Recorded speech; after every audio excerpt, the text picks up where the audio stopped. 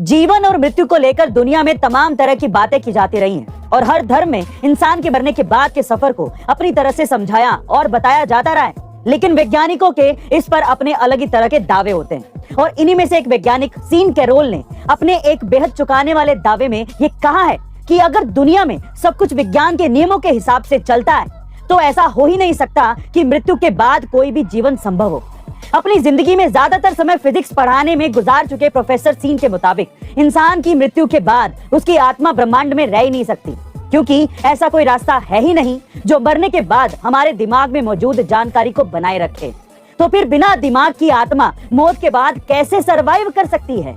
बहरहाल इसमें कितनी सच्चाई है ये तो वक्त ही बताएगा, लेकिन आपको ये जानकारी कैसे लगी कमेंट सेक्शन में जरूर लिखिएगा। गाइस, आप में से बहुत से लोग ये जानते होंगे कि एलोन मस्क का बर्थ प्लेस साउथ अफ्रीका है, लेकिन एलोन मस्क को बचपन से ही कुछ बड़ा करना था और वो जानते थे कि अगर उन्हें कुछ बड़ा करना है तो किसी भी तरह से उन्हें अमेरिका जाना ही होगा। और वो ये भी जानते थे कि अमेरिका पहुंचने के लिए पहले उन्हें कनाडा जाना होगा, क्योंकि कनाडा में एक्सप्रेस एंट्री स्कीम के तहत किसी भी देश में एंटर करना आसान हो जाता है। इसीलिए वो 18 साल की उम्र में कनाडा पहुंच गए और वहां 1 साल तक छोटे मोटे काम करते रहे। उनकी लाइफ का टर्निंग पॉइंट तब आया जब एलोन मस्क को मेरिट पर यूएसए की यूनिवर्सिटी ऑफ पेंसिल्वेनिया से स्कॉलरशिप मिल गई और वो फाइनली अमेरिका में एंटर हो गए और वहां अपनी एंटरप्रेन्योरशिप जर्नी स्टार्ट की।